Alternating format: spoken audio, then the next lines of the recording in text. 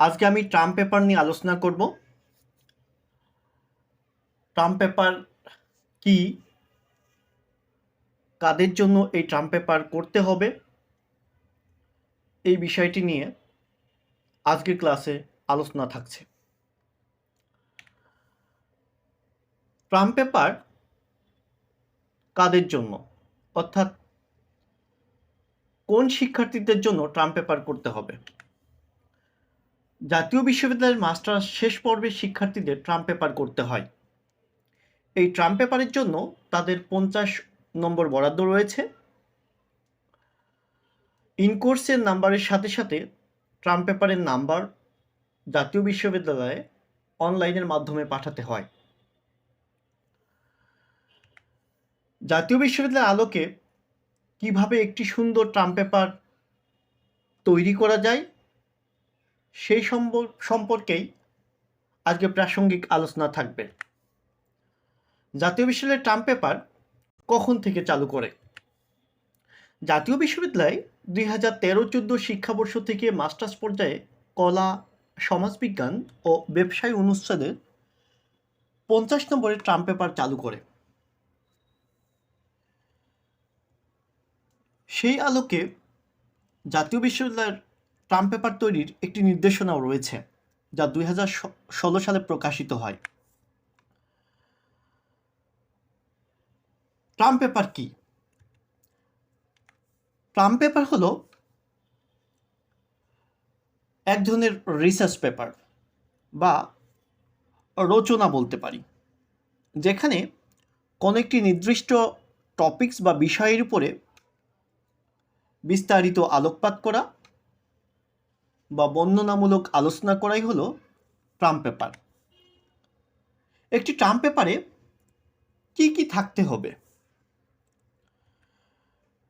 একটি সুন্দর cover page, অর্থাৎ একটি টার্ম পেপার তৈরি করতে গেলে একটি সুন্দর কভার পেজ তৈরি করতে হয়। এখানে একটি বিষয় আলোচনা করতে চাই। টার্ম পেপার দুটি পদ্ধতিতে তৈরি করা যায়। হাতে লিখেও তৈরি করা যাবে, আবার কম্পিউটারে টাইপ করে প্রিন্ট আউট করেও তৈরি করা যাবে। তবে A4 সাইজের কাগজে টার্ম পেপার তৈরি করতে হবে। সেখানে হাতে লিখে করলেও হবে, আবার প্রিন্ট আউট করে অর্থাৎ কম্পিউটারে টাইপ করে প্রিন্ট আউট করা যাবে। তবে আমি সাজেস্ট করব কম্পিউটারে টাইপ করে প্রিন্ট আউট করে বই আকারে টার্ম পেপার তৈরি করার। তো সেখানে একটি কাভার পেজ তৈরি করতে হবে। এরপরে থাকবে একটি ঘোষণাপত্র, প্রত্যয়নপত্র, কৃতজ্ঞতা স্বীকার, সারসংক্ষেপ, সূচিপত্র, পূর্ণ বিবরণ, গ্রন্থপঞ্জি বা তথ্যসূত্র।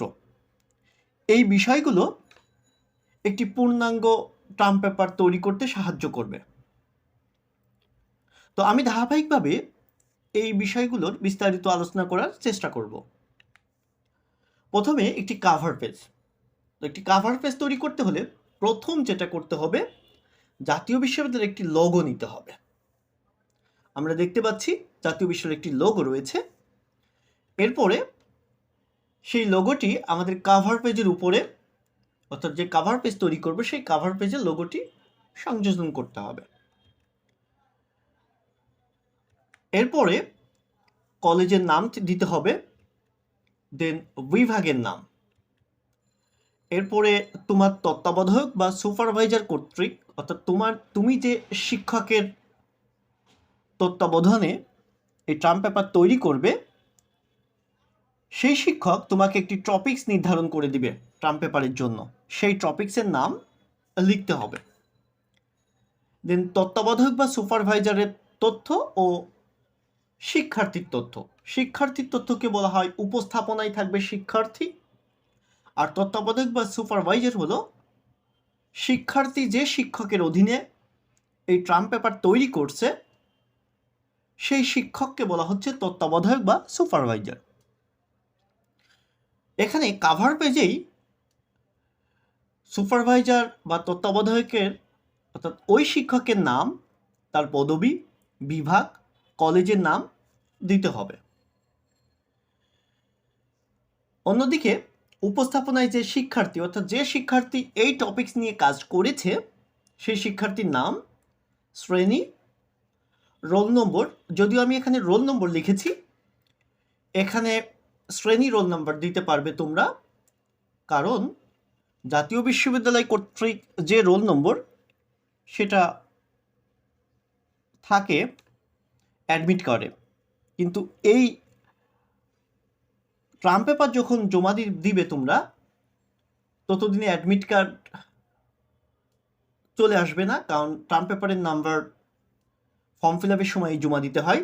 এই জন্য এখানে ক্লাসের নম্বর ও সেই সাথে রেজিস্ট্রেশন নম্বরটা যোগ করতে হবে অবশ্যই, কারণ রেজিস্ট্রেশন নম্বর দেখেই বা ওই নম্বরের রেজিস্ট্রেশন নম্বরের ভিত্তিতেই তোমার ট্রাম পেপারের নাম্বারটা সংযুক্ত করা হবে জাতীয় বিশ্ববিদ্যালয়ের অনলাইনে, তাই রেজিস্ট্রেশন নম্বর অবশ্যই যুক্ত করতে হবে। এরপরে শিক্ষাবর্ষ, বিভাগ ও কলেজের নাম দিতে হবে। এরপরে কাভার পেজে আরেকটি বিষয় সংযোজিত হবে, সেটা হলো জমাদানের তারিখ। আশা করি এইভাবে সুন্দর করে একটি কভার পেজ তোমরা তৈরি করতে পারবে। এরপরে কভার পেজের পরেই তোমাদের যে পেজটি সংযোজন করতে হবে তাহলে ঘোষণাপত্র। তো একটি ঘোষণাপত্রে কি থাকে? একটি ঘোষণাপত্রে শিক্ষার্থী একটি টার্ম পেপার কিভাবে লিখেছে তার একটি বর্ণনা থাকবে। এখানে আমি একটি নমুনা ঘোষণাপত্র সংযোজিত করেছি, যেখানে একজন শিক্ষার্থী একটি নির্দিষ্ট টপিকস, অর্থনীতিতে কৃষিখাতের অবদান, এই টপিকসটির উপরে কিভাবে কাজ করেছে সেই বিষয় নিয়ে একটি ঘোষণাপত্র দিয়েছে। এই ঘোষণাপত্রের শেষের দিকে শিক্ষার্থীর স্বাক্ষর থাকবে। এরপরে প্রত্যয়নপত্র। প্রত্যয়নপত্র হলো তত্ত্বাবধায়ক কর্তৃক প্রদান করা হয়, অর্থাৎ তত্ত্বাবধায়ক বা সুপারভাইজার একটি সম্মতি জ্ঞাপন করবে যে শিক্ষার্থী যে টার্ম পেপারটা তৈরি করেছে এই টার্ম পেপারটা পরিপূর্ণভাবে উপস্থাপন সে করতে পারবে কিনা এই বিষয়ে প্রত্যয়নপত্র প্রদান করবে তার তত্ত্বাবধায়ক অর্থাৎ সুপারভাইজার শিক্ষক। এই প্রত্যয়নপত্রটি টার্ম পেপারে সংযোজন করতে হবে। আমি এখানে একটি প্রত্যয়নপত্র সংযুক্ত করে দিয়েছি, যে শিক্ষার্থী একটি প্রত্যয়নপত্র পাবে, শিক্ষক কর্তৃক এই প্রত্যয়নপত্রটি প্রদান করবে, যেখানে শিক্ষকের স্বাক্ষর থাকবে অর্থাৎ তত্ত্বাবধায়কের স্বাক্ষর থাকবে। এরপরে কৃতজ্ঞতা স্বীকার। কৃতজ্ঞতা স্বীকার হলো এমন একটি পেজ, যে পেজে একজন শিক্ষার্থী টার্ম পেপার তৈরি করতে যে কি কোথা থেকে এবং কিভাবে সাহায্য নিয়েছে এই টার্ম পেপারের জন্য সেই বিষয়ে একটি কৃতজ্ঞতা বা প্রাপ্তি স্বীকার বিষয়ে একটি লেখা সে তার টার্ম পেপারে যুক্ত করবে।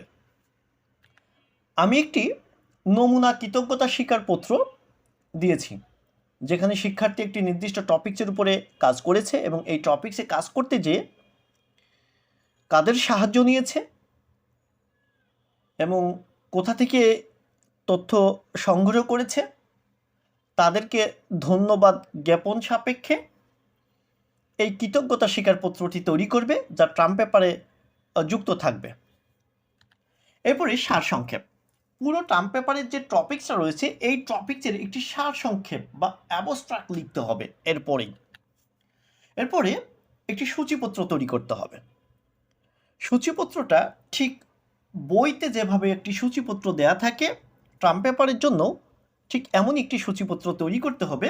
আমি নমুনা আকারে একটি সূচিপত্র এখানে যুক্ত করেছি, যেখানে সূচিপত্র রয়েছে। তো সূচিপত্রের আমি এখানে অধ্যায় ভিত্তিক তৈরি করতে বলেছিলাম শিক্ষার্থীকে, যেখানে প্রথম অধ্যায়, দ্বিতীয় অধ্যায়, তৃতীয় অধ্যায়, চতুর্থ অধ্যায় এবং অধ্যায় ভিত্তিক তৈরি করে এই অধ্যায়ের ভিতরে সাবটাইটেল করে লিখতে হবে। এবং এই সাবটাইটেলের আবার এখানে পৃষ্ঠা নম্বর দিতে হবে। আশা করি একটি সূচিপত্র কিভাবে তৈরি করতে হবে বিষয়টি বুঝতে পেরেছ। এবার সূচিপত্র যেভাবে আমি সাজিয়েছি ঠিক একইভাবে পূর্ণ বিবরণ বা বিস্তারিত আলোচনা করতে হবে ওই সূচিপত্রের উপর ভিত্তি করে। এরপরে এই যে পূর্ণ বিবরণী বা ট্রাম পেপার যে সকল তথ্যের ভিত্তিতে তৈরি করা হলো, অর্থাৎ যেখান থেকে এই তথ্যগুলো সংগ্রহ করা হলো, কারণ আমরা ট্রাম পেপার তৈরি করি সেকেন্ডারি সোর্স থেকে, অর্থাৎ মাধ্যমিক তথ্য আমাদের, এটা প্রাইমারি লেভেলের কোনো তথ্য না। অর্থাৎ আমরা একদম র মেটেরিয়ালস নিয়ে কাজ করিনি, আমরা সেকেন্ডারি তথ্য নিয়ে আমরা এই ট্রাম পেপার তৈরি করি। তো এই সেকেন্ডারি তথ্যগুলো কোথা থেকে সংগ্রহ করেছি তার একটি তথ্যসূত্র বা রেফারেন্স দিতে হয়, যেটাকে গ্রন্থপঞ্জি বলতে পারি। তো এই গ্রন্থপঞ্জিটা কিভাবে লিখতে পারি?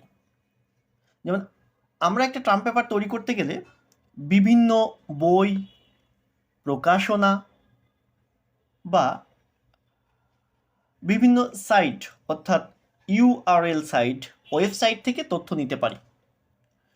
তো এই তথ্যগুলো আমি নিয়েছি, তার একটি তালিকা গ্রন্থপঞ্জিতে সংযোজন করব। দেখো যে আমি এখানে একটি নিয়ম যুক্ত করেছি, যে এই নিয়মে তুমি গ্রন্থপঞ্জি লিখতে পারো। যেখানে দেখো যে নেম অফ সোর্স, অর্থাৎ কোনো লেখকের বই থেকে যদি নাও তাহলে তার নাম, ওই লেখকের বইটা পাবলিকেশনের ডেট, টাইটেল অফ রিসোর্স, অর্থাৎ যে রিসোর্স থেকে নিয়েছো তার title, where it was published, অর্থাৎ এই বইটা কোথায় পাবলিশ হয়েছে, নেম অফ পাবলিশার, অর্থাৎ পাবলিকেশনের নাম। এরপরে যদি ইউআরএল যদি থাকে, অর্থাৎ ওয়েবসাইট যদি থাকে, তাহলে ওয়েবসাইট সংযুক্ত করব। এই বিষয়ে আমি একটি বাস্তব রেফারেন্সের একটি উদাহরণ বা একটি সংযুক্তি প্রদান করেছি। দেখতে পাচ্ছ তোমরা এখানে একটি রেফারেন্স রয়েছে, যেখানে ব্যাগলি এস, অর্থাৎ এই ব্যাগলি এস ব্যাগলি একজন ব্যক্তির নাম, তার নামের প্রথম অংশ ছিল এস। রেফারেন্সে প্রথম অংশ লিখতে হয়, নামের প্রথম অংশ লিখতে হয় শেষে। যেমন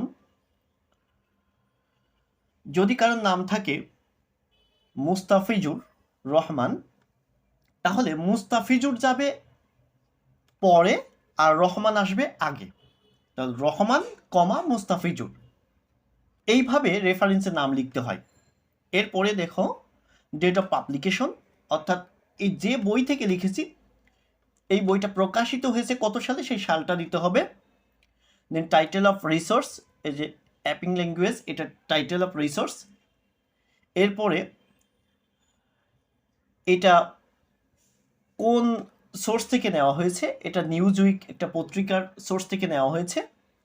এরপরে তুমি যদি তথ্য পাও যে কোথায় এটা পাবলিকেশন হয়েছে এবং পাবলিশারের নাম কি, যদি তথ্য যতদূর পাওয়া যাবে তত তথ্য এই রেফারেন্সে দিয়ে দিতে হবে। যদি কোনো ওয়েবসাইট থেকে নিয়ে থাকো তাহলে ওয়েবসাইটের ইউআরএল দিতে হবে। যদি কোনো পত্রিকা থেকে নিয়ে থাকো তাহলে পত্রিকার নাম, পাবলিকেশনের তারিখ, কোথা থেকে পাবলিকেশন হয় সেটা ধারাবাহিকভাবে লিখতে হবে। আশা করি একটি গ্রন্থপঞ্জি কিভাবে লিখতে হবে তার প্রাথমিক ধারণা পেয়েছ।